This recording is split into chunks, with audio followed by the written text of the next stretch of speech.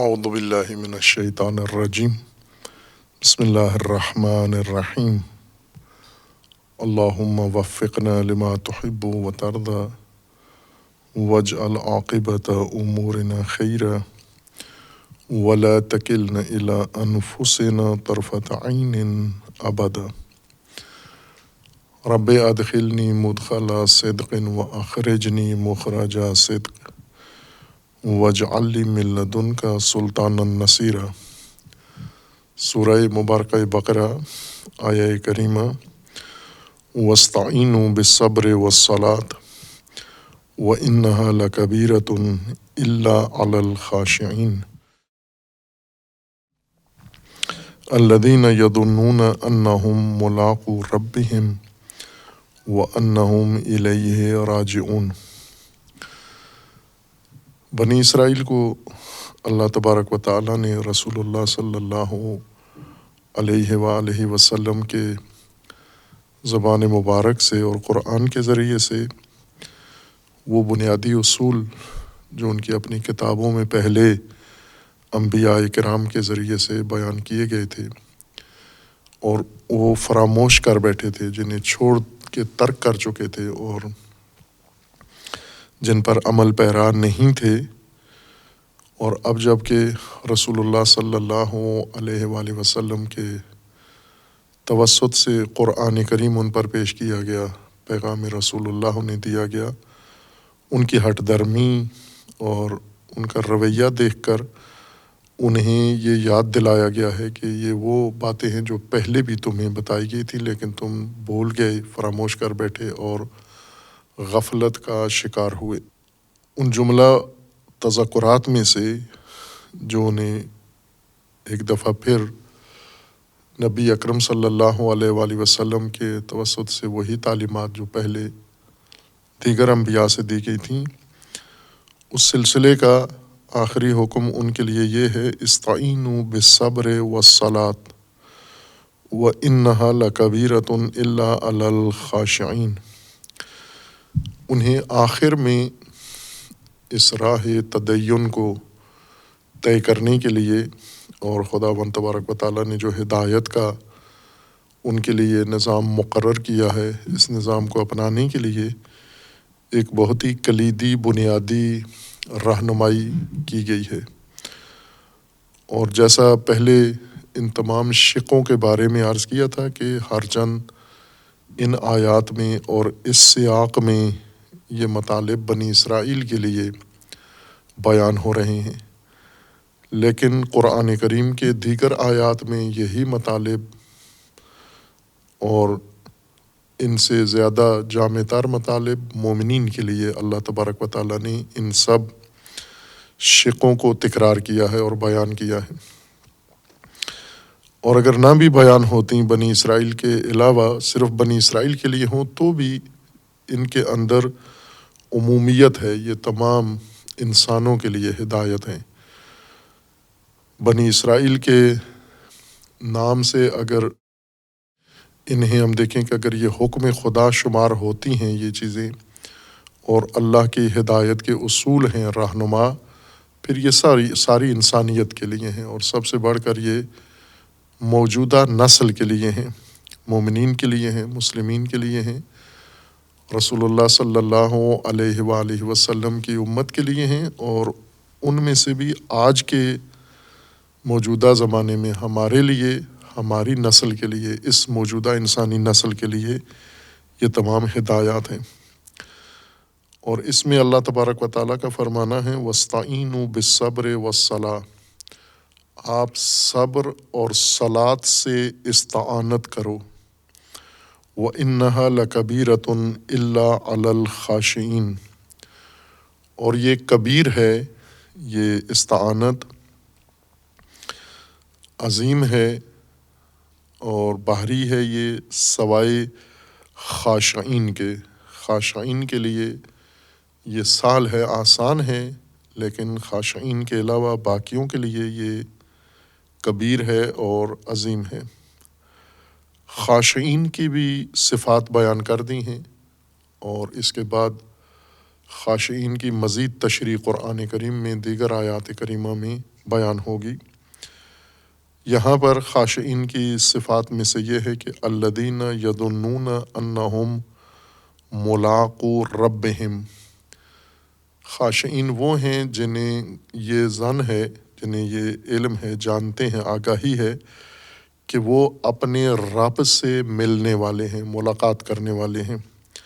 وَأَنَّهُمْ إِلَيْهِ راجعون، اور انہیں یہ بھی پتہ ہے کہ وہ اپنے رب کی طرف پلٹ رہے ہیں، رجوع کر رہے ہیں۔ یہ دو خصوصیات، ایک یقین ہے ان کو اپنے رب کے ساتھ ملاقات کا، اور دوسرا اپنے رب کی طرف پلٹنے کا ان کو یقین ہے اور وہ جانتے ہیں۔ جن کے اندر یہ آگاہی ہے وہ خاشعین ہیں۔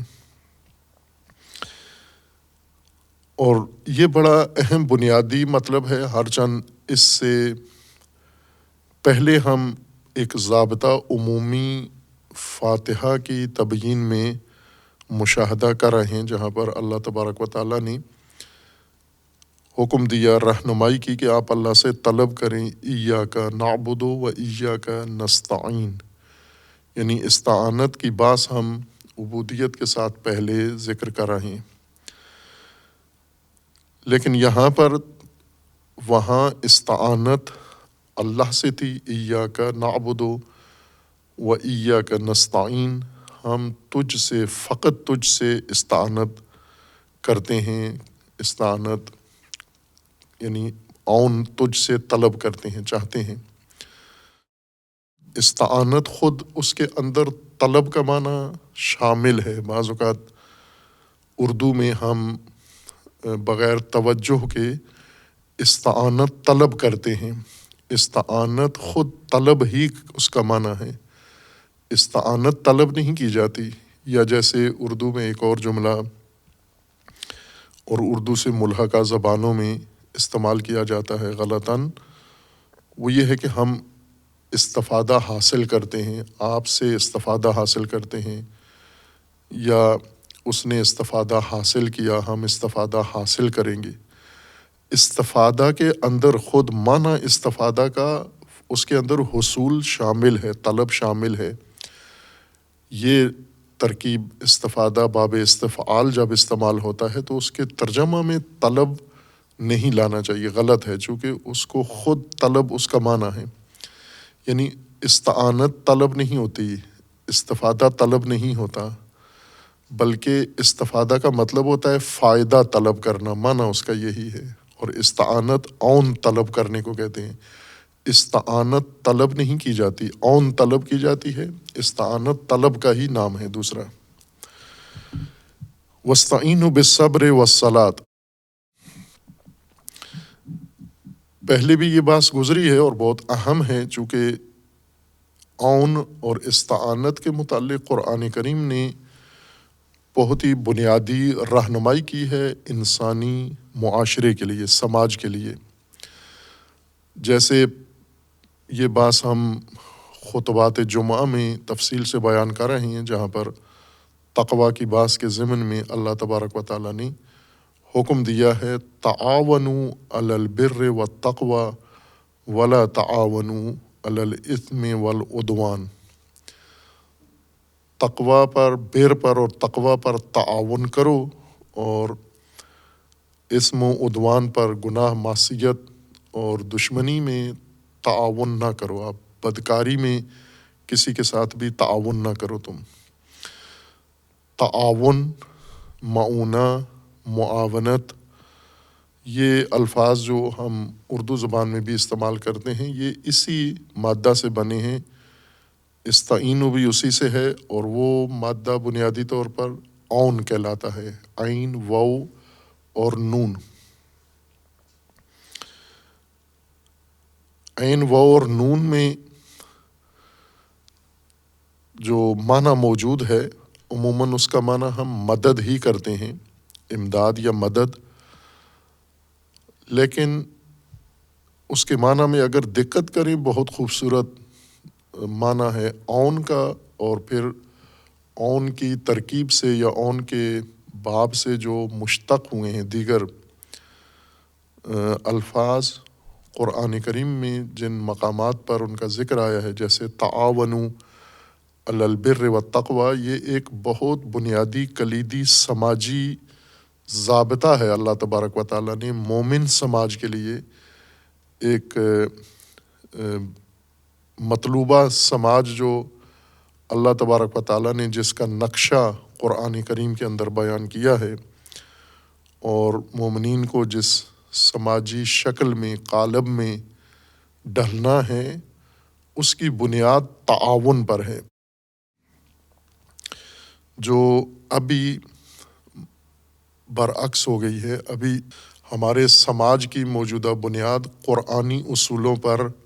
نہیں ہے۔ قرآنی اصولوں میں سے ایک ضابطہ دیگر ضوابط کے ساتھ وہ تعاون ہے، باہمی تعاون، ایک دوسرے کے ساتھ عون اور ایک دوسرے کی معاونت پر قائم ہے انسانی سماج۔ اسلامی اور غیر اسلامی میں یہیں سے فاصلہ بڑھ جاتا ہے یا فرق پیدا ہو جاتا ہے۔ ہم تصور کر سکتے ہیں کہ مثلا ابھی ہمارا موجودہ سماج، جسے ہم عموماً اسلامی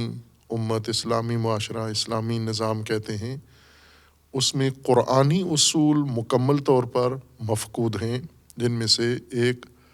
تعاون ہے۔ تعاون کی جگہ پر مفادات ہیں، تعاون کی جگہ پر سود خوری اور سود پرستی ہے، تعاون کی جگہ پر استثمار ہے، تعاون کی جگہ پر استعمار ہے، یعنی دوسروں سے فائدہ اٹھانا، دوسروں سے استفادہ کرنا۔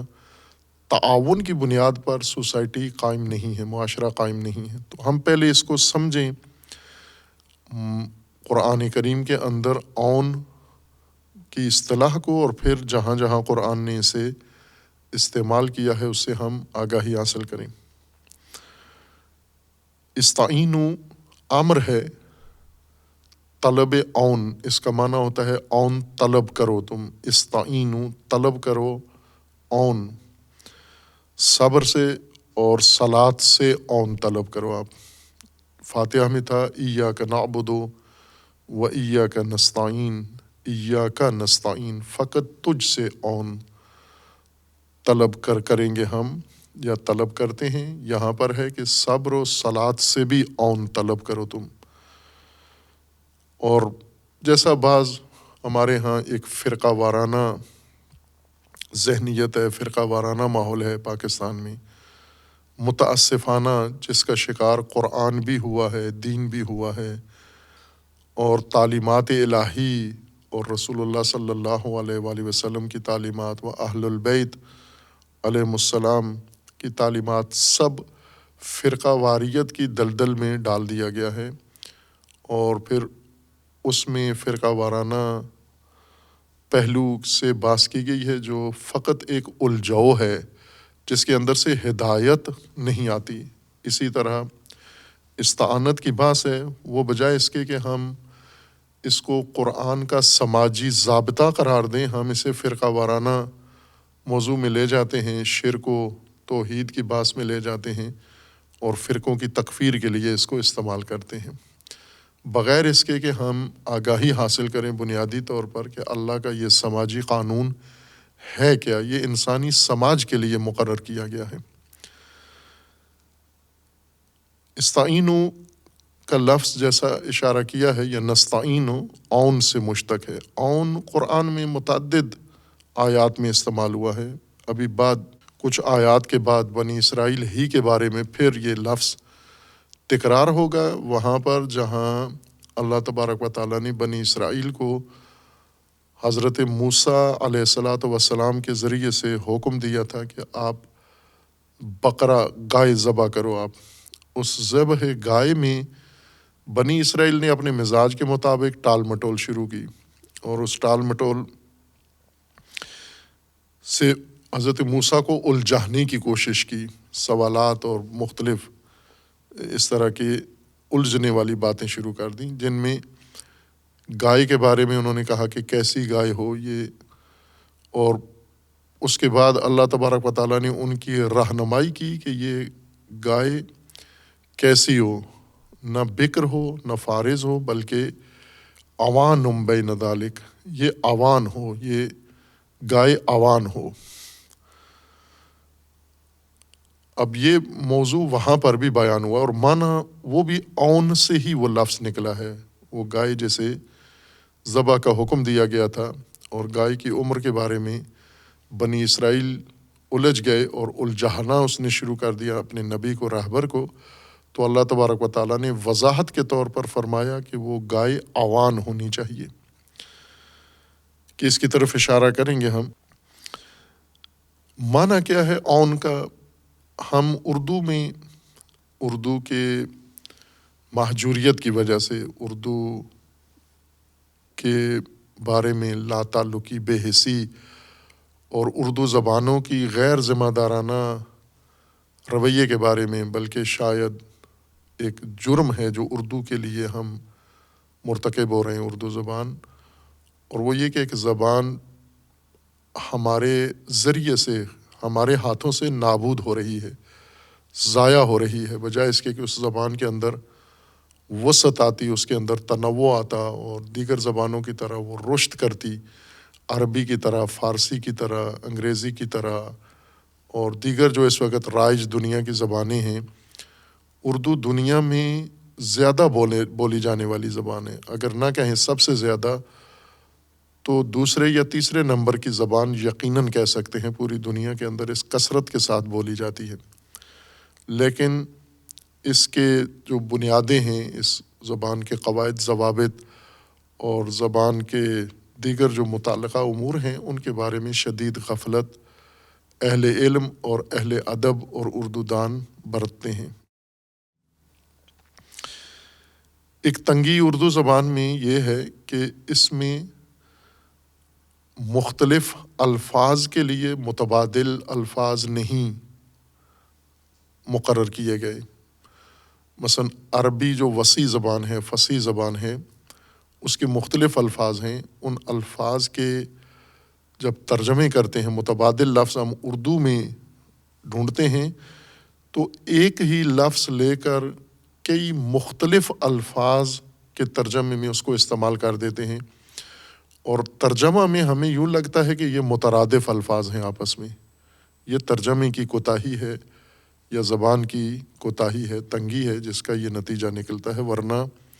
یہ الفاظ آپس میں مترادف نہیں ہیں۔ مثلا ہم قرآن کریم کے ترجموں میں دیکھیں کہ یہ بات بھی ضمناً یہیں پر عرض ہو جائے بریکٹ میں، اور وہ یہ ہے کہ قرآن کریم کا ترجمہ مکمل طور پر عربی کا پیغام کسی دوسری زبان میں منتقل نہیں ہو سکتا۔ تفسیر و تبیین کے طور پر ہو سکتا ہے، لیکن ترجمہ میں نہیں ہو سکتا، چونکہ فقط عربی ہونے کی وجہ سے نہیں، بلکہ خاص فصاحت جو قرآن کے اندر ہے، یا قرآن کی جو خصوصیت ہے معانی کو بیان کرنے کی، اور ہر زبان میں یہ خصوصیت ہے کہ سب کچھ الفاظ میں نہیں ہوتا، بلکہ سیاق بھی ان معانی میں اپنا کردار ادا کرتا ہے، جملات کی ترکیب بھی ان معانی میں اپنا کردار ادا کرتی ہے، اور الفاظ کا آپس میں تعلق اور رشتہ، مثلا مختلف الفاظ دیگر الفاظ کے ساتھ مل کر جب استعمال ہوتے ہیں تو وہ بھی الفاظ کے معانی میں اپنا اثر ایجاد کرتا ہے، اور یہ ساری چیزیں ترجموں میں منتقل نہیں کی جا سکتی، یہ اسی زبان میں سمجھی جا سکتی ہیں جس زبان کا متن ہو۔ یہ اون عربی زبان میں، عربی زبان کا لفظ ہے، جب اردو میں ہم اسے منتقل کرتے ہیں، متبادل اردو لفظ استعمال کرتے ہیں، تو مدد، اس کو کہتے ہیں مدد۔ تجھ سے مدد لیں گے، ایاک نعبد و ایاک نستعین، تجھ سے تیری عبادت کرتے ہیں اور تجھ سے مدد مانگتے ہیں یا لیتے ہیں، مدد اس کا معنی کرتے ہیں۔ قرآن کریم میں متعدد آیات ہیں نصرت کی ہیں، ان تنصر اللہ ینصرکم، تو وہاں پر نصرت کا معنی بھی مدد کرتے ہیں ہم، اور اسی طرح اور الفاظ قرآن کریم میں استعمال ہوئے ہیں جن سب کا معنی ہم مدد ہی کرتے ہیں ہم. اور مدد خود عربی لفظ ہے جو فارسی اور اردو میں استعمال ہوتا ہے، اور پہلے استعمال ہو چکا ہے سورہ بقرہ میں ہی گزشتہ آیات میں. یمدہم فی طغیانہم یعمہون، سورہ مبارکہ بقرہ کی آیا 15 میں اللہ تبارک و تعالیٰ نے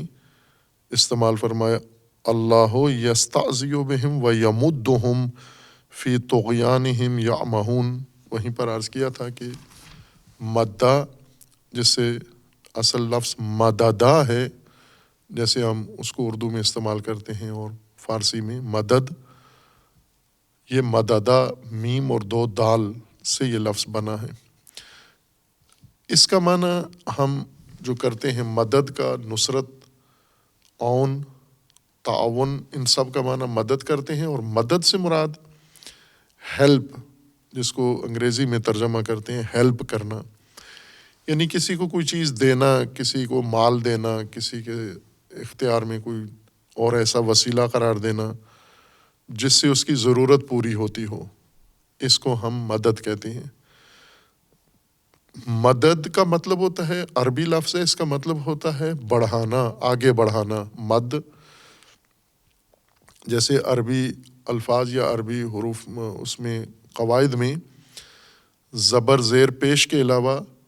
2 اور حرکتیں ہیں یا 2 اور علامتیں ہیں، ایک مد ہے اور ایک شد ہے. یہ دونوں خاص اپنا معنی رکھتی ہیں. مد کا مطلب جس حرف کے اوپر مد آ جائے، مدہ آ جائے، اس کو بڑھانا ہے، یعنی آواز کو آگے بڑھانا ہے، وہیں روکنا نہیں ہے، کاٹنا نہیں ہے، کھینچنا ہے آواز کو قاریوں کی اصطلاح میں. تو یہی اس کا اصل معنی بھی یہی ہے، مدہ یعنی بڑھانا. مدد تو یدی، میں نے ہاتھ آگے بڑھا دیا کچھ لینے کے لیے، اللہ سے طلب کرنے کے لیے، دریافت کرنے کے لیے ہاتھ آگے بڑھانا. جیسے دعا میں ہم ہاتھ آگے بڑھاتے ہیں، عموماً ہم اس کا ترجمہ ہاتھ اٹھاتے ہیں کرتے ہیں، لیکن ہاتھ بڑھانا ہوتا ہے دعا میں. جس سے کوئی چیز لینی ہو تو ہم آگے ہاتھ بڑھاتے ہیں، کوئی چیز دینے کے لیے بھی ہاتھ آگے بڑھاتے ہیں، اور لینے کے لیے بھی ہاتھ آگے بڑھاتے ہیں. لینے کے لیے جب ہم ہاتھ آگے بڑھاتے ہیں تو یہ بھی مد ہے، مد الید ہے. اور دینے کے لیے کوئی اگر ہاتھ آگے بڑھائیں تو یہ بھی مد الید ہے. لیکن ایک کو امداد کہتے ہیں جو دینے کے لیے ہاتھ آگے بڑھایا جاتا ہے، اور دوسرے کو استمداد کہتے ہیں جو لینے کے لیے ہاتھ آگے بڑھایا جاتا ہے. بس مد کا بنیادی مقصد آگے بڑھانا ہے. ہیلپ میں، امداد میں، ایک دوسرے کی مدد میں، چونکہ ہم اپنا مال یا اپنا وسیلہ یا اپنی جو چیز بھی دوسرے کو دینا چاہتے ہیں تو آگے بڑھاتے ہیں، اس کی طرف آگے بڑھاتے ہیں. اس وجہ سے اس کو امداد کہا جاتا ہے یا اس کو مدد کہا جاتا ہے. دوسرا شخص جب کہتا ہے میری مدد کریں، یعنی میری طرف آپ ہاتھ بڑھائیں، میری طرف اپنے وسائل میری جانب بڑھائیں، پیش کریں، میرے سامنے بڑھائیں، لا کر رکھیں، یہ مراد ہوتی ہے مدد کی. عون کا مطلب بھی ہم ترجمہ مدد کرتے ہیں، لیکن عون کا مطلب بڑھانا نہیں ہے. کوئی چیز کسی کو پیش کرنے کو عون نہیں کہتے. عربی میں عون کا لفظ، جیسا اشارہ کیا کہ جب بنی اسرائیل کو اللہ تبارک و تعالیٰ نے حکم دیا کہ آپ گائے ذبح کرو، اور انہوں نے ٹال مٹول سے کام لیا اور الجھانا شروع کر دیا، ایک قسم کی تضحیق شروع کر دی اپنے نبی کی اور حکم خدا کی. تو یہاں پر اللہ تبارک و تعالیٰ نے وضاحت میں اس جانور کی خصوصیات کی وضاحت میں کہا کہ کس قسم کا جانور تمہیں ذبح کرنا ہے، تو وہاں پر یہی لفظ استعمال ہوا ہے جس سے اس کے صحیح معنی واضح ہو جاتے ہیں. ایک تو جانور کی صفت کے طور پر اس کو استعمال کیا ہے، اور دوسرا اسے جس خصوصیت کے ساتھ استعمال کیا ہے وہ اس کے معنی کو روشن کر دیتی ہے. سورہ مبارکہ بقرہ میں آیا 68 میں، چند آیات بعد، ہم اس وقت آیا 45 میں بات کر رہے ہیں. آیا 68 میں بنی اسرائیل ہی کے متعلق، انہی کے متعلق مضمون میں یہ بات بھی آئی ہے۔ وَإِذْ قَالَ مُوسَىٰ لِقَوْمِهِ إِنَّ اللَّهَ يَأْمُرُكُمْ أَن تَذْبَحُوا بَقَرَةً قَالُوا أَتَتَّخِذُنَا هُزُوًا، جب حضرت موسیٰ نے اللہ کا حکم بنی اسرائیل کو سنایا کہ تمہارے اللہ نے، تمہارے رب نے حکم دیا ہے کہ تم گائے ذبح کرو، قالوا اتتخذنا ہزوا، تو انہوں نے الٹا موسیٰ علیہ السلام کو کہہ دیا کہ آپ مذاق کر رہے ہو ہمارے ساتھ، حضو سے کام لے رہے ہو، تمسخر اڑا رہے ہو ہمارا گائے کے ذبح کا حکم دے کر۔ قال اعوذ باللہ ان اکون من الجاہلین، حضرت موسیٰ نے فرمایا کہ میں پناہ مانگتا ہوں اللہ کی کہ جاہلین میں سے ہو جاؤں، یعنی مذاق اڑانا، تمسخر، یہ جہالت ہے اور میں اس سے بری ہوں، دور ہوں۔ اور جب انہیں معلوم ہوا کہ یہ اللہ ہی کا فرمان ہے تو کہنے لگے قالوا ادع لنا ربک یبین لنا ما ہی، اپنے رب سے یہ کہو کہ موسیٰ علیہ السلام سے کہا کہ جس رب نے ہمیں گائے کے ذبح کا حکم دیا ہے، ہمارے رب، اپنے رب سے یہ کہو کہ وہ واضح کرے ہمارے لیے، یبین لنا ما ہی، کیسی گائے ہو، کیسی بقرہ ہو، ما ہی، یبین کہ یہاں تبیین، یبین کا مطلب وہی ہے جو تبیین کا معنی ہے، یعنی بیان کرنا، کھولنا۔ بیان یا تبیین گفتگو کو نہیں کہتے، بولنے کو نہیں کہتے، وضاحت کو کہتے ہیں، کسی مبہم چیز کو کھول دینا، کسی غیر واضح چیز کو واضح کر دینے کو تبیین کہتے ہیں۔ یبین لنا، اللہ تبارک و تعالیٰ سے کہو کہ وضاحت کرے، کھولے ہمارے لیے کیسی بقرہ ہو۔ قال انہ یقول انہا بقرۃ لا فارض ولا بکر عوان بین ذلک، حضرت موسیٰ نے فرمایا کہ تمہارے رب کا فرمان یہ ہے کہ وہ گائے ہو، اور گائے بھی ایسی ہو جو فارض نہ ہو، بوڑھی نہ ہو، بالکل جو کار افتادہ ہوتی ہے، یعنی اپنا عہد پورا کر چکی ہوتی ہے، نہ بچے جنتی ہے، نہ کوئی اور فائدہ دیتی ہے، ایسی گائے نہ ہو۔ ولا بکرن، اور بالکل نئی نویلی بھی نہ ہو، وچھی بھی نہ ہو، جس کو اردو یا فارسی میں ویڑی یا وچھی کہتے ہیں، یہ بھی نہ ہو، بلکہ عوانم بین ذالک، نہ بہت بوڑھی ہو اور نہ بہت نوخیز ہو، بکر ہو، بلکہ عوانم بین ذالک، عوان ہو، ان دو مرحلوں کے درمیان عوان ہو۔ دو مرحلے کون سے ہیں؟ بڑھاپا اور لڑکپن، یہ دو مرحلے ہیں، یہ انسان پر بھی گزرتے ہیں، جانوروں پر بھی گزرتے ہیں، جو طویل العمر جانور ہیں ان پر بھی گزرتے ہیں، پیدا ہوتے ہیں، بچپنا ہوتا ہے ان کا، پھر اس کے بعد ایک لڑکپن آتا ہے جس میں بچپنے سے بھی باہر آ جاتے ہیں لیکن بھرپور اپنا جو وجود ہے وہ نہیں بنا پاتے، لیکن حالت رشد میں ہوتے ہیں، اور پھر ایک بڑھاپا آ جاتا ہے جس میں مکمل طور پر جسم ناتوان ہو جاتا ہے۔ اس درمیان میں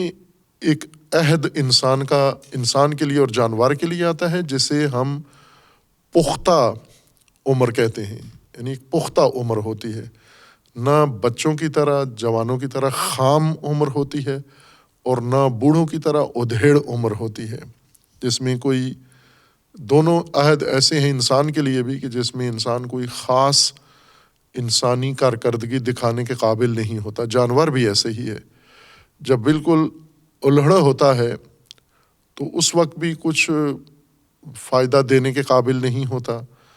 اور جب بالکل بوڑھا ہو جائے، ادھیڑ ہو جائے، ناتوان ہو جائے، اس وقت بھی فائدہ اس سے کوئی حاصل نہیں کر سکتے۔ ایک بیچ میں درمیانی مدت ہے، چند سال، جسے ہم پختہ عمر کہتے ہیں، انسان میں بھی آتی ہے۔ انسان میں پختہ عمر، اور یہ پختگی دو لحاظ سے ہے، انسان کے اندر جسمانی لحاظ سے بھی ہے اور ذہنی لحاظ سے بھی ہے۔ جسمانی طور پر جیسے پوری دنیا کے اندر قانون ہے، پاکستان میں بھی ہے، اس پر عمل نہیں ہوتا، اور وہ یہ ہے کہ بچوں سے محنت مزدوری نہیں کروانی، قانون ہے باقاعدہ، اور اس کی مخالفت جرم ہے، لیکن کرواتے ہیں کثرت سے، بچوں سے مشقت کرواتے ہیں۔ بچوں سے مشقت نہیں کروانی، چونکہ بچوں کی عمر، بچوں کا جسم مشقت کے لیے نہیں ہوتا، موضوع نہیں ہوتا، ابھی خام ہے یہ جسم، ان کا حالت نشو و نما میں ہے، پرورش کی حالت میں ہے، اس کو اور ابھی پختہ ہونا ہے۔ اس عمر میں ان سے مشقت نہیں لینی۔ اسی طرح جانور بھی اس عمر میں ہوتا ہے، بچپنے کی عمر میں یا لڑکپنے کی عمر میں، جس میں اس سے مشقت نہیں لے سکتے۔ اور انسانوں ہی میں جیسے بچوں سے مشقت لینا ممنوع ہے، بوڑھوں سے مشقت لینا بھی ممنوع ہے۔ بوڑھوں کو مجبور کرنا، ہر چند بوڑھے اپنی ضرورتوں کے تحت، اپنی ضرورت کے سامنے مجبور ہو کر یہ کام کرتے ہیں، مشقت کرتے ہیں، لیکن اصولی طور پر ان کا جسم مشقت کے دورانیے سے گزر چکا ہوتا ہے، ضعیف اور ناتواں ہو گیا ہوتا ہے۔ اب ان کو آرام و استراحت کی ضرورت ہوتی ہے، اور ان کی جگہ پر ان کی اولاد یا دوسرے لوگ ان کی مشقت کے ذمہ دار ہو جائیں۔ لیکن ہماری جو سماجی صورتحال ہے اس کے مطابق بچے بھی مشقت کرتے ہیں اور بوڑھے بھی مشقت کرتے ہیں، جبکہ اللہ تبارک و تعالیٰ نے جانوروں کو بھی مستثنا کیا ہے کہ جانوروں میں بھی اگر ان کا بچپنا ہے، یہ لڑکپنا ہے یا ان کا بڑھاپا ہے، تو اس صورت میں انہیں اللہ تبارک و تعالیٰ نے کارآمد جانور شمار نہیں کیا، جس کی ایک مثال یہ ہے کہ آپ نے قربانی دینی ہے، کس گائے کی دیں؟ بنی اسرائیل نے کہا کس گائے کی دیں؟ تو کہا گیا کہ بکر نہ ہو، بالکل نوخیز نہ ہو، اور اسی طرح بوڑھی بھی نہ ہو، فارز بھی نہ ہو، اوان ہو۔ تو اوان پختگی کی عمر کو کہتے ہیں، جو نوخیزی اور بڑھاپے کے درمیان کا عمر کا حصہ ہوتا ہے، جس میں توانائی ہوتی ہے، طاقت ہوتی ہے، اور جسم بھرپور آمادہ ہوتا ہے کچھ کرنے کے لیے۔ اس عمر کی گائے کو آپ ذبح کریں۔ خب ہمیں اس آیت میں ابھی بعض تفسیر ذبح میں نہیں کرنی یا گائے میں، یہاں پر معنی اوان کا قرآن کریم نے خود ہی بیان کر دیا ہے، جو اصل لغت کا معنی ہے۔ عرب اپنی لغت میں اوان اسی کو کہتے ہیں، جو پختہ ہو، جو بھرپور توانا ہو، جو کمزوری کا پہلا حصہ، پہلا مرحلہ گزار کے اور کمزوری کے دوسرے مرحلے میں داخل نہ ہوا ہو، یعنی بڑھاپے میں داخل نہ ہوا ہو، اس درمیان کی عمر کو اوان کہتے ہیں، جس میں توانائی انسان کے اندر بھرپور ہوتی ہے۔ بس اصل معنی لغت کے لحاظ سے وہی ہے جو قرآن نے اس آیا 68 میں استعمال کیا ہے، یعنی پختگی اور توانائی و طاقتور ہونا، یہ اوان کا معنی ہے۔ اصل بنیادی معنی اون کا توانائی ہو گیا، اور وہ توانائی جو خود جس کے پاس ہو اس کے لیے بھی کارآمد اس کو بنا دے، اور کسی اور کو دی جائے تو اسے بھی کارآمد بنا دے، اس کے کام آ سکے، وہ توانائی اوان کہلاتی ہے۔ ویسے تو مثلاً بچپنے میں بھی توانائی تو ہوتی ہے، لیکن وہ توانائی مفید جو ایک سماج کے لیے ضروری ہوتی ہے، جس سے سماجی امور چلتے ہیں یا سماجی امور کی جو تقاضا ہوتا ہے، یہ وہ توانائی نہیں ہوتی۔ جیسے بچوں کے اندر بھرپور توانائی ہوتی ہے، لیکن سماجی ذمہ داریوں کے لیے یہ توانائی نہیں رکھی گئی، ملحوظ نہیں رکھی گئی، ناکافی ہے، ناپختگی ہے، جسمانی طور پر بھی اور ذہنی طور پر بھی۔ ذہنی طور پر تو واضح ہے کہ بچپن میں تجربہ نہیں ہوتا اور آگاہی نہیں ہوتی، زیادہ انسان حقائق سے آگاہ نہیں ہوتا، مسائل سے۔ جسمانی طور پر بھی بچوں کی صحت پر اس کا بہت برا اثر پڑتا ہے، نشو و نما پر، رشد پر۔ جب انہیں مشقت میں ڈال دیتے ہیں، یہ مشقت والے بچے جن کو رشد کرنی ہے، جن کے جسم کو توانائی حاصل کرنی ہے ابھی مزید، یہ مشقتوں کی وجہ سے اپنے جسم کی بنیاد خراب کر بیٹھتے ہیں، اپنے جسم کی جو بنیادی ساخت ہے، ڈھانچہ ہے، اس کے اندر خلل آ جاتا ہے۔ اگر مطالعہ کیا جائے، یہ لوگ جو بڑھاپے میں یا جوانی میں مشکلات کا شکار ہو جاتے ہیں، ان میں سے بہت سارے ایسے ہیں جنہوں نے بچپن میں مشقتیں کی ہیں بہت، یعنی نشو و نما کی عمر میں وقت سے پہلے ان پر زیادہ بوجھ ڈال دیا گیا ہے، وزنی کام کی ہے، محنت کی ہے، مزدوری کی ہے، اس وجہ سے رشد میں کمی رہ گئی ہے ان کی۔ اوان کا مطلب ہوا توانائی کا عہد، یعنی وہ عمر جس میں جانور توانا ہوتا ہے، مخصوص جانور کے ساتھ بھی نہیں ہے، کوئی بھی دوسری چیز ہو جو اس حالت میں ہو، یعنی نہ ضعف میں ہو، کمزوری کی حالت میں ہو، نوخیزی کے نتیجے میں جو کمزوری ہے، اور نہ ہی بڑھاپے والی کمزوری ہو۔ ہم مثلاً آج کی مشینی دور میں گاڑیوں کو دیکھ لیں، گاڑیاں جب بنتی ہیں، بعض گاڑیاں ابھی مرحلہ تشکیل میں ہیں، ابھی ان کو بنایا جا رہا ہے، کچھ حصہ ان کا بن چکا ہے، کچھ حصہ نہیں بنا، تو یہ گاڑی استعمال کے لیے نہیں ہوتی، ابھی تکمیل ہونا ہے، اس کے اندر اور مزید اضافات ہونے ہیں، مزید حصے اس کے ساتھ لگنے ہیں، پھر یہ استعمال میں آئے گی۔ مثلا جیسے ہم سامان اٹھانے والی گاڑیاں ہیں، ٹرک ہیں یا پک اپ گاڑیاں ہیں، ٹرالیاں ہیں، ان کو دیکھیں تو ان کا اگر صرف انجن بن جائے اور پیچھے جو لوڈ اٹھانے والی باڈی ہے وہ نہ ہو، ان کی وہ حصہ نہ بنا ہوا ہو، تو یہ وہ گاڑی جس میں انجن کی طاقت تو ہے لیکن سامان اٹھانے کی گنجائش اور صلاحیت میں نہیں ہے۔ اس کو تکمیل ہونے دیں، یعنی اس کے ساتھ پچھلا حصہ جس میں سامان رکھا جاتا ہے، ٹرک کی باڈی جسے کہا جاتا ہے، وہ اس کے ساتھ لگ جائے، ملحق ہو جائے، پھر اس کے بعد اس سے استفادہ کریں۔ اور اسی طرح وہ گاڑیاں جو بہت چل چکی ہیں، کئی سالوں سے چل رہی ہیں، جیسے ہمارے ملک میں 60 سال کی گاڑیاں بھی ابھی تک زیر استعمال ہیں، اب یہ اپنی عمر گزار چکی ہیں، ان کے انجن، ان کے باقی جو پرزاجات ہیں وہ سارے اپنی عمر بیتا چکے ہیں، اپنی عمر گزار چکے ہیں، مفید عمر اس وقت پوسیدگی کی حالت میں ہے، ناتوانی کی حالت میں ہے، لہٰذا ان گاڑیوں پر اگر زیادہ بوجھ ڈالا جائے تو یہ کسی نہ کسی جگہ سے کوئی خرابی ان کے اندر پیدا ہو جاتی ہے، ٹوٹ جاتی ہیں، اور ان کے اندر حادثات کا زیادہ احتمال ہوتا ہے، اور عموماً ان ممالک میں یہ گاڑیاں نہیں چلانے دیتے۔ کون سی گاڑیاں چلانے کی اجازت ہے؟ جو اوان ہوں،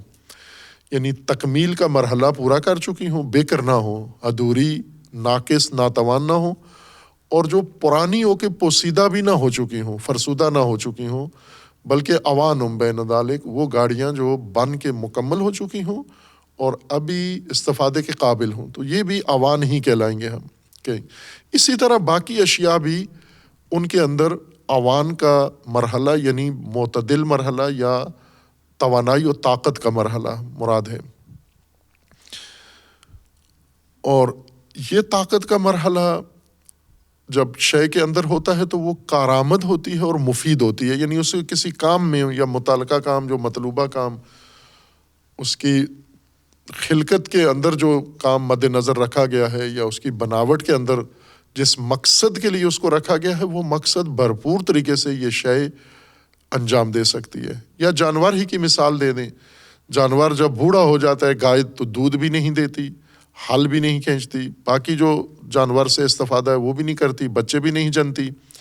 اگر نوخیز ہو تو بھی یہی، نہ ہل چلانے کے قابل ہے، نہ سامان اٹھانے کے قابل ہے، نہ دودھ دینے کے قابل ہے، نہ باقی کسی کام کے قابل ہے، چونکہ یہ حالت رشد میں ہے۔ تو جب عمر اوان میں داخل ہوتی ہے، یعنی طاقت توانائی کی عمر میں داخل ہوتی ہے شے، تو اوان شمار ہوتی ہے۔ یہ اسی سے یہی معنی ہے اون، یہی معنی ہے یعنی طاقتور ہونا یا پختہ ہونا، پختگی کی عمر مراد ہے۔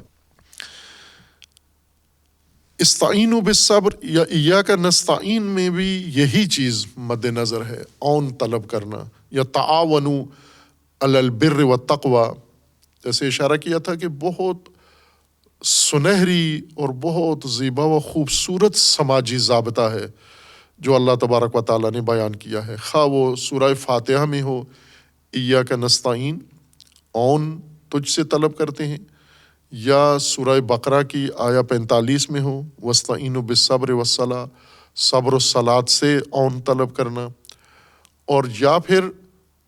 وہ آیا جو سورہ آل عمران میں ہے غالباً کہ تعاونوا علی البر والتقوی، بر و تقوی پر تعاون کرو آپس میں، یہ تمام ایک ہی سماجی ضابطے کی شقیں ہیں مختلف یا مرحلے ہیں مختلف، نہ یہ کہ ایاک نعبد یہ کلامی مسئلہ ہے، استعینوا بالصبر والصلاۃ فقہی مسئلہ ہے، اور تعاونوا علی البر والتقوی یہ سماجی مسئلہ ہے۔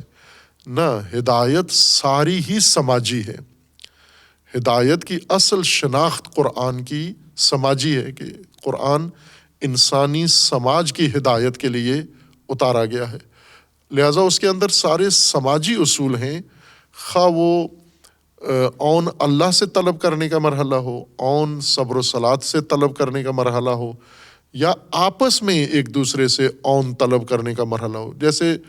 تعاونوا علی البر والتقوی میں یہ ہے کہ ایک دوسرے کے ساتھ تعاون کرو، تو یہی جو ایک دوسرے کے ساتھ تعاون ہے یہ استعانت بھی ہے، یعنی ایک دوسرے سے تعاون مانگو، جب آپ کو ضرورت پڑتی ہے تعاون کی تو آپ ایک دوسرے سے تعاون طلب کرو۔ اس کو لے گئے ہیں شرک و کفر کی بحث میں اور وادی دیگر میں فرقہ وارانہ بحث میں، اور پھر قرآن سے بھی دور ہوئے ہیں، خود بھی دور ہوئے ہیں، دوسروں کو بھی دور کر دیا ہے، جبکہ انسانی سماج کی یہ بنیاد ہے، یہ تعاون اور اون و مدد، جس کو اردو میں ہم مدد کہتے ہیں۔ لیکن کس قسم کی مدد اون کہلاتی ہے؟ اون بنیادی توانائی، کام کی بنیادی توانائی کو نہیں کہتے اون اس پختگی کی توانائی کو کہتے ہیں، وہ توانائی جو کسی شے کے اندر پہلے سے ابتدائی توانائی کی تکمیل کے لیے اس کو دیا جاتا ہے۔ جیسے نصرت ایک مدد ہے، لیکن نہ مطلق مدد کہ کسی بھی حالت میں کسی کی بھی مدد کو ہم نصرت کہیں، ایسا نہیں ہے، بلکہ نصرت کا معنی یہ ہے کہ نصرت اس مدد کو کہتے ہیں، اس تعاون کو کہتے ہیں کہ جب ایک سماجی گروہ یا انسان یا خاندان یا گھرانہ یا کوئی فوج وہ رک گئی ہو، مکمل انجماد کا شکار ہو گئی ہو، ضعف کی وجہ سے، قلت کی وجہ سے، دیگر مسائل کی وجہ سے، بالکل اس کے لیے حرکت کرنا ناممکن ہو، وہ کچھ بھی نہ کر سکے۔ جیسے ابھی ہم مختلف معاشرتی طبقات کو دیکھتے ہیں کہ یہ اگر چاہیں بھی کچھ کرنا تو نہیں کر سکتے، چونکہ ضعیف ہیں، کمزور ہیں، ناتوان ہیں، ناممکن ہے ان کے لیے کچھ کرنا۔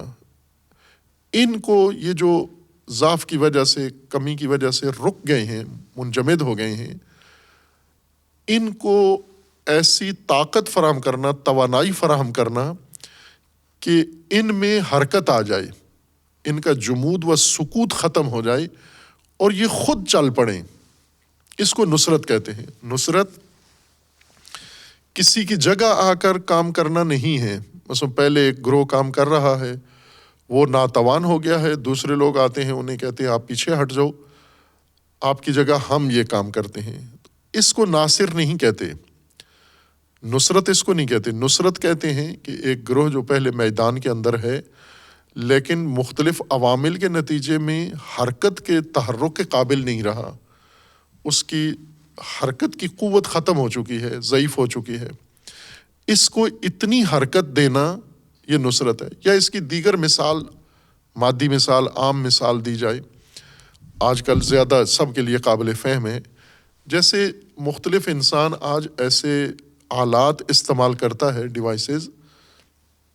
جو بیٹری سے چلتی ہیں، جیسے آپ کا موبائل ہے، اس کے اندر بیٹری ہے، یہ بیٹری برقی توانائی سے چلتی ہے، جو اس کے اندر برقی توانائی ذخیرہ ہو جاتی ہے، پھر آپ اس کو استعمال کرتے ہیں، اس استعمال کے نتیجے میں بیٹری کمزور ہو جاتی ہے یا ختم ہو جاتی ہے اور آپ کا موبائل کام نہیں کرتا، آپ اس کو دوبارہ چارج کرتے ہیں، چارج جب کرتے ہیں تو نئی برقی رو اس کو دے دیتے ہیں اور یہ جو سکوت، جمود اس کے اندر پیدا ہوا ہے، دوبارہ یہ فعال ہو جاتا ہے۔ دوبارہ آپ کی توقع پوری کرنا شروع کر دیتا ہے۔ اسی طرح انسانی سماج میں بھی سماجی طبقات یا مختلف اس کے پہلو سے کبھی ضعف و ناتوانی پیدا ہوتی ہے، اس کو اتنی چیزیں فراہم کرنا، اتنے وسائل فراہم کرنا اور ایسی امداد ان کو فراہم کرنا جس سے ان کا ضعف برطرف اور وہ خود حرکت کرنا شروع کر دیں، نہ کہ ایک شخص کے موبائل میں بیٹری ختم ہوئی ہے آپ دوسرا موبائل اس کو دے دیں۔ یہ دوسرا موبائل دے دینا یہ نصرت نہیں ہے، اسی کے موبائل کو چارج کرنا، اسی کے موبائل کو توانا کر دینا کہ وہی کام کرنا شروع کر دے، یہ نصرت ہے۔ دراصل یہ چارجنگ یہ نصرت ہے، یہ درست عربی کا لغوی معنی یا قرآنی معنی یہاں تطبیق ہوتا ہے۔ اگر یہی کام انسانوں کے ساتھ کریں کہ ان کو ہٹا کے خود کام نہ کریں ان کی جگہ، بلکہ ان کی کمزوری کو دور کر کے اور انہیں تحرک کے قابل بنا دیں ہم، یہ نصرت ہے۔ اون کون سی مدد ہے؟ اون وہ مدد ہے کہ سماجی طبقہ یا خاندان یا انسان کسی بھی حالت میں ہو، انفرادی حالت میں ہو یا یہ انسان اجتماعی حالت میں ہو، کسی بھی شکل کوئی بھی چیز فرض کر سکتے ہیں ہم، یہ ایک ابتدائی توانائی اپنی رکھتا ہے، لیکن یہ توانائی ناکافی ہے، اس کے پاس کافی نہیں ہے۔ مثلا جیسے کچھ لوگ ہیں کاروبار شروع کرنا چاہتے ہیں، لیکن کاروبار کے لیے ان کے پاس پیسے کافی نہیں ہیں۔ کچھ تو ہیں، بالکل خالی نہیں ہے، فقیر مسکین نہیں ہے کہ ان کو صدقہ خیرات دیا جائے۔ صدقہ خیرات تعاون نہیں ہے، صدقہ خیرات بنیادی توانائی ہے جو انسانوں کو فراہم کی جاتی ہے۔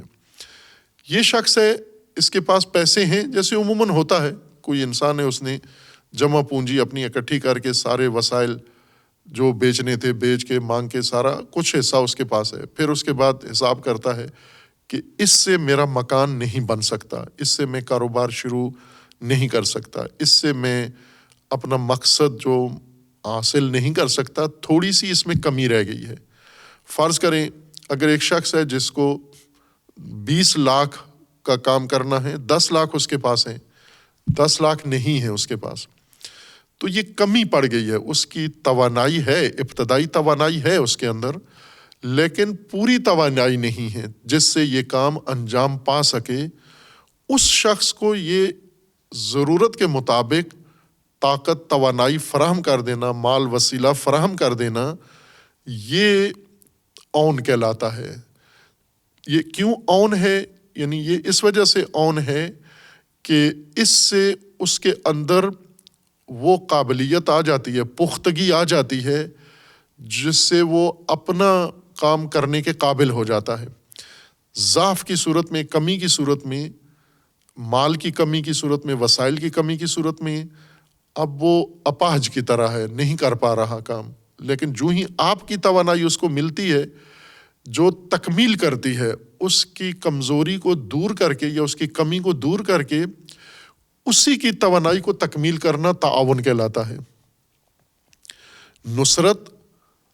عرض کیا کہ تحرک، جس توانائی سے تحرک آ جائے وہ فراہم کرنا نصرت ہے، اور جو توانائی انسان کو پختہ کر دے، کارآمد بنا دے اور اس کو اپنے کام کے لیے بالکل توانا کر دے، اس کو اون کہتے ہیں۔ اب ہم دیکھتے ہیں کہ معاشرہ اسی طرح ہوتا ہے، معاشرے میں کوئی آدمی خود کفیل نہیں ہوتا ہر پہلو سے۔ کسی کے پاس اگر مال ہے تو دوسرے کسی پہلو سے اس کو پھر ضرورت ہے تعاون کی، کسی کے پاس اگر مہارت ہے تو مال کی اس کے اندر کمی ہے، اگر مہارت و مال دونوں ہیں تو تجربے کی اس کے اندر کمی ہے، یا افرادی قوت کی اس کے اندر کمی ہے۔ سماجی کاموں کے لیے انسان کو جو اہداف ہیں، مقاصد ہیں یا اعمال ہیں، ان کے لیے دائماً انسان کو اپنی توانائی کے علاوہ یا اپنی توانائی کا ادھورا حصہ تکمیل کرنے کے لیے ضرورت ہوتی ہے دوسروں کے پاس موجود لوگوں کی توانائی پر اعتماد کرے۔ اور اس کا مطلب یہ ہوتا ہے کہ آج انہوں نے اس کے ساتھ یہ تعاون کیا ہے، آج اس کی ناقص توانائی کو تکمیل کیا ہے، ادھوری یا اس کی قلیل تھوڑی توانائی کو مکمل کر دیا ہے، اپنا حصہ ڈال کر، کل کو جب ان کو اسی شے میں یا کسی دوسری چیز میں ضرورت پڑتی ہے تو یہ شخص حاضر ہے ان کے ساتھ کھڑا ہوگا. یہ ہو جاتا ہے تعاون. اور اس کو انسان طلب کرے، اس کا خواہش مند ہو، اس کو استعانت کہتے ہیں عون کا. یعنی وہ توانائی، وہ طاقت جو انسان کی اپنی طاقت کی تکمیل کر دیتی ہے. ہم تمام سماجی امور میں اگر غور کریں تو تعاون سے اور استعانت سے ہی چل رہے ہیں. ایک دن کے لیے اگر یہ کام کٹ جائے، استعانت ختم ہو جائے، تو کوئی طبقہ معاشرتی اپنی زندگی گزارنے کے قابل نہیں ہوگا. البتہ اس کے جو قرآنی، اس عون کے، یہ معاونت کے قرآنی ضابطے ہیں، ہم اس کے تحت نہیں کرتے بلکہ ہم اس کو آلودہ کر کے کرتے ہیں. یعنی کسی کی دولت، کسی کے مال کی تکمیل تو کر دیتے ہیں لیکن جواباً پھر اس سے سود بھی وصول کرتے ہیں، یا اور طرح طرح کے طریقوں سے اس سے ہم فائدہ اٹھا لیتے ہیں. جو قرآن بتاتا ہے جس ضابطے کے مطابق، اس طرح سے ہم کسی کی مدد کو نہیں پہنچتے. اب اللہ تبارک و تعالیٰ کا فرمانا ہے کہ جب تمہارے سامنے اللہ نے ایک ہدایت رکھی ہے، یہ ہدایت جو آیت 40 سے شروع ہوتی ہے، یا بنی اسرائیل اذکروا نعمتی التی انعمت علیکم وَأَوْفُوا بِعَہْدِی أُوفِ بِعَہْدِکُم وَإِیَّیَ فَارْہَبُونَ. یہ ایک ایک شق بنتی ہے. اے بنی اسرائیل، ان نعمتوں کو یاد کرو جو میں نے تمہیں دی ہیں، اپنے عہد وفا کرو اور فقط مجھ سے رہبت اختیار کرو، کسی اور سے ڈرو مت. یہ پھر اس کے بعد ہے وَآمِنُوا بِمَا أَنزَلْتُ مُصَدِّقًا لِمَا مَعَکُم. جو میں نے نازل کیا ہے قرآن، اس پر عمل کرو، اس کے علاوہ باقی تمام چیزوں چھوڑ دو آپ. وَلَا تَكُونُوا أَوَّلَ كَافِرٍ بِهِ. اور اس قرآن کا انکار کر کے پہلے کافر اور نمبر 1 کافر نہ بنو، اپنے زمانے کے بڑے کافر اور نمایاں کافر نہ بنو. پھر ہے وَلَا تَشْتَرُوا بِآيَاتِي ثَمَنًا قَلِيلًا. میرے دین کی فروخت نہ کرو، اس کو ثمن قلیل کے بدلے بیچو مت. وَإِيَّیَ فَاتَّقُونِ. اور مجھ سے میرا تقوی اختیار کرو. وَلَا تَلْبِسُوا الْحَقَّ بِالْبَاطِلِ وَتَكْتُمُوا الْحَقَّ وَأَنْتُمْ تَعْلَمُونَ. تلبیس حق بالباطل نہ کرو اور کتمان حق بھی نہ کرو. وَأَقِیمُوا الصَّلَاةَ وَآتُوا الزَّکَاةَ وَارْکَعُوا مَعَ الرَّاکِعِینَ. آپ اقامت الصلاۃ کرو، ایتاء زکوٰۃ کرو اور راکعین کے ساتھ مل کر رکوع کرو. اور پھر اس کے بعد ہے اَتَأْمُرُونَ النَّاسَ بِالْبِرِّ وَتَنْسَوْنَ أَنفُسَکُم وَأَنْتُمْ تَتْلُونَ الْکِتَابَ أَفَلَا تَعْقِلُونَ. جب دوسروں کو امر کرتے ہو بر کا تو خود اپنے آپ کو فراموش نہ کرو، اپنے آپ کو اس میں شامل کرو، بلکہ پہلے خود اس چیز کو بجا لاؤ جس کا دوسروں کو حکم دے رہے ہو، پھر دوسروں کو کہو. یہ وہ خلاصہ ہے. اور اس کے علاوہ دیگر جو قرآن میں وسیع طور پر ذکر ہوا ہے مکمل قرآن میں، یہ سب راستہ، اس طرح کی زندگی جو اللہ تبارک و تعالیٰ نے انسان کے لیے مقرر کی اور جس کے اصول اور ضوابط بنائے ہیں، اس زندگی کو گزارنے کے لیے کیا انسان کے پاس مکمل توانائی موجود ہے؟ انسان کے اندر یہ صلاحیت، یہ طاقت، یہ قابلیت ہے؟ وہ مسلم نہیں ہے. لہٰذا اس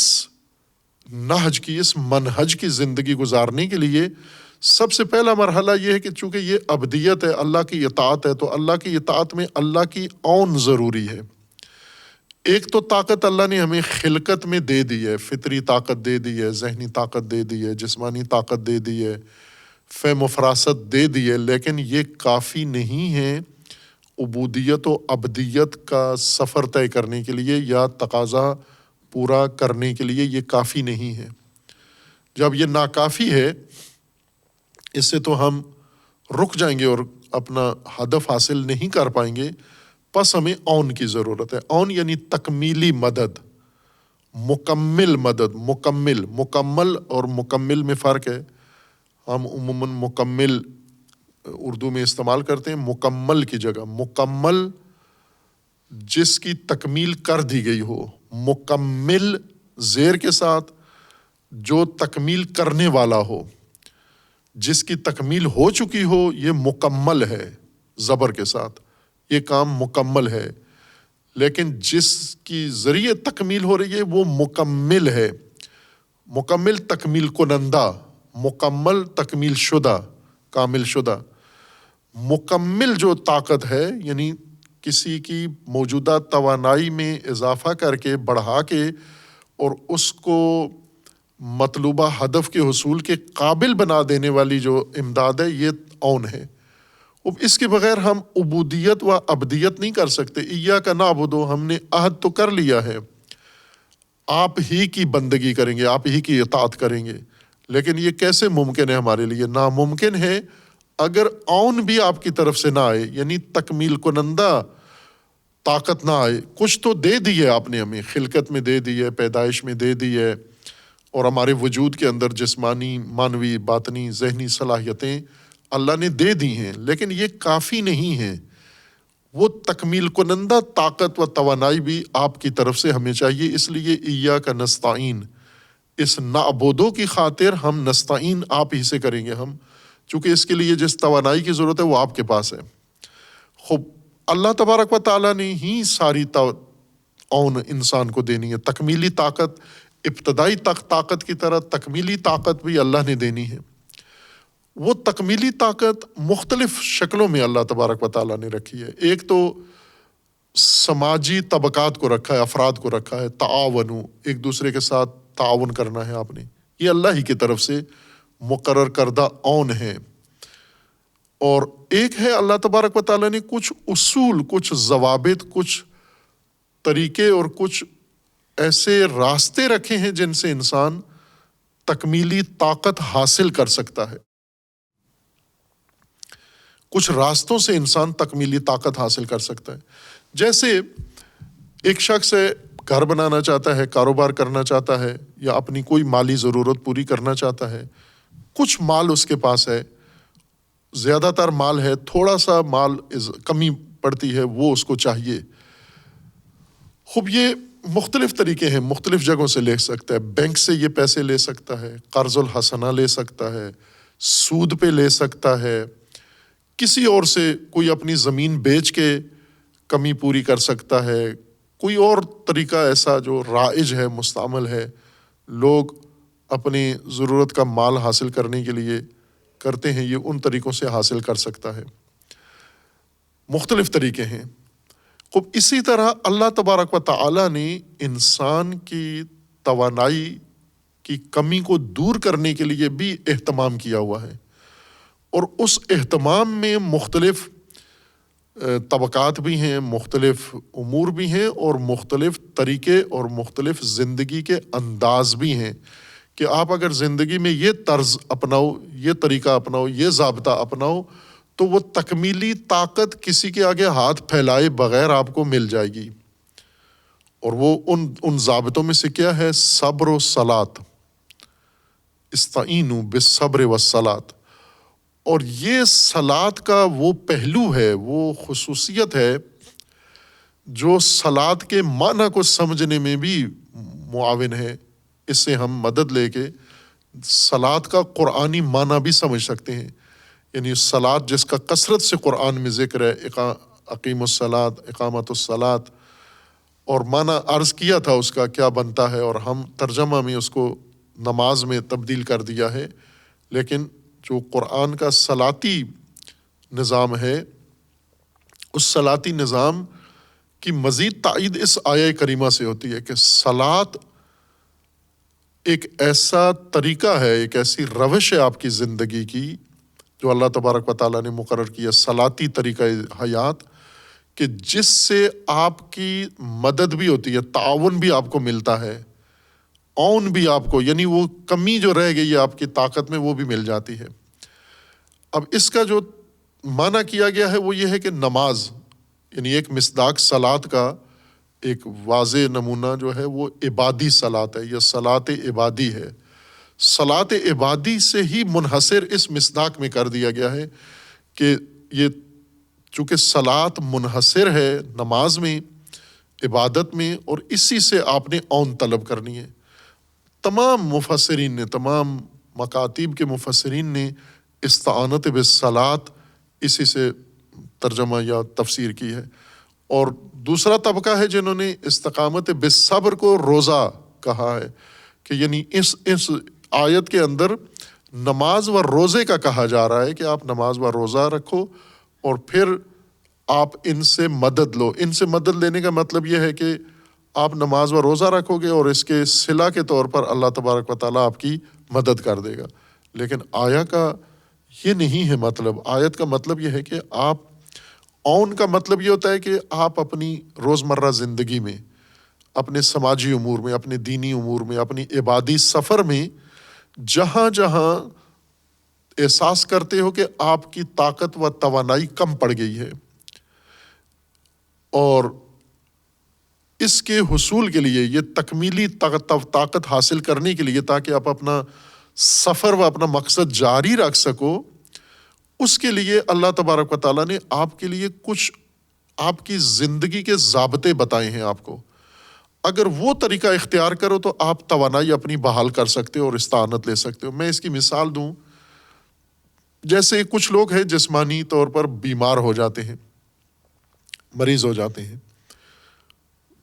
کچھ بیماریاں تو ایسی ہیں جو دواؤں سے ٹھیک ہوتی ہیں، کچھ بیماریاں ایسی ہیں جو آپریشن سے ٹھیک ہوتی ہیں، جراحت سے،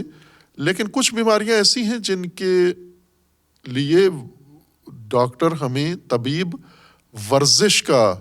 مشورہ دیتے ہیں کہ آپ مثلا جیسے جس کو شوگر ہے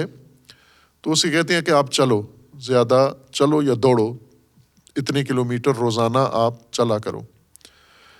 یا مثلا اگر کسی کے پٹھے کھنچ گئے ہیں، تناؤ آ گیا ہے پٹھوں کے اندر، تو اس کو بھی ورزشیں بتاتے ہیں کہ یہ ورزشیں کرو۔ ان ورزشوں کا ہی نام تھراپی رکھ کر اسے خود ایک کاروبار بنا لیا گیا ہے، ورنہ خود انسان اپنی تھراپی خود کر سکتا ہے۔ یعنی دوسرے لفظوں میں ورزش ہے، عضو کی ورزش، اور انسان ان ورزشوں سے بہت کچھ توانائی حاصل کرتا ہے۔ جیسے ایک ورزش جو آج کل صحت سے زیادہ فیشن کے طور پر رائج ہو چکی ہے اور اچھی چیز ہے، یوگا ہے، یعنی ہندی یا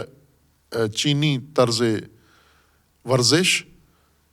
جو تمرکز کے ساتھ، یعنی ذہنی تمرکز کے ساتھ جسمانی عضلات کی اس کھچاؤ کو ختم کرنے کے لیے بہت مفید ورزش ہے، عام رائج ہو چکی ہے، عورت مرد زیادہ کر رہے ہیں ابھی پاکستان میں بھی، باقی دنیا میں۔ خوب یہ ایک ورزش ہے، یہ ایک طرز ہے۔ آپ اپنی زندگی میں ورزش کو معمول بنا لو، ورزش کے معمول سے آپ کی جسمانی توانائی بحال ہوتی ہے۔ لہٰذا کچھ لوگ ہیں وہ باقاعدہ اہتمام کے ساتھ چلتے ہیں۔ اب چلنا کہیں تو شاید سمجھنا ہے، واک کرتے ہیں، واک کرنا زیادہ پسند ہے لوگوں کو۔ چلنے میں تھک جاتے ہیں، واک کرنے میں بہت تندرست نظر آتے ہیں۔ وہ واک کرتے ہیں، چلتے ہیں، دوڑتے ہیں، کھیلتے ہیں، کوئی اور ورزش گیم کی صورت میں، کھیل کی صورت میں ورزش کر رہے ہوتے ہیں، جسمانی طور پر اپنے آپ کو توانا رکھنے کے لیے۔ یا جسمانی ضعف اگر پیدا ہو گیا ہے تو ورزش، یا بعض اوقات آپریشن کے نتیجے میں بھی ڈاکٹر مریض کو کہتے ہیں کہ اب آپ نے چلنا ہے، اور چلنے سے آپ کی یہ بدن کی کمزوری یا عضو کی کمزوری دور ہوگی۔ اسی کو اون کہتے ہیں، یعنی آپ اپنی روش زندگی کے ذریعے سے اپنے جسم کی توانائی بحال کر دو۔ روزانہ کے معمولات میں ایک معمول اپنا ڈاکٹر کے کہنے کے مطابق بناؤ، تو آپ کو دوا نہیں کھانی پڑے گی، کسی اور سے مدد نہیں لینی پڑے گی۔ روش، طرز زندگی آپ کی توانائی بحال کر دے گا۔